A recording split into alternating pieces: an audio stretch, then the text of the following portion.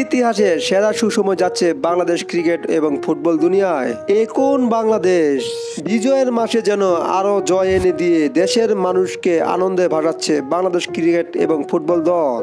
গত 5ই আগস্ট সরকার পতনের পর ক্রিকেট এবং ফুটবল রাজনীতি মুক্ত হয়। তারপর থেকে যেন পাল্টে গেছে বাংলাদেশ। গত 24শে আগস্ট ইতিহাসের ঐতিহাসিক জয় পেল পাকিস্তানের বিপক্ষে।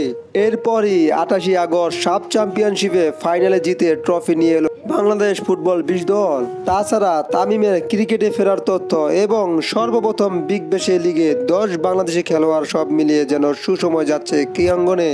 গত 24শে আগস্ট প্রথমবারের মতো পাকিস্তানের বিপক্ষে টেস্ট জয়ে স্বাদ পায় বাংলাদেশ এবং গতকাল 28শে আগস্ট নেপালের বিপক্ষে ফাইনাল খেলে চ্যাম্পিয়ন বাংলাদেশ ফুটবল দল।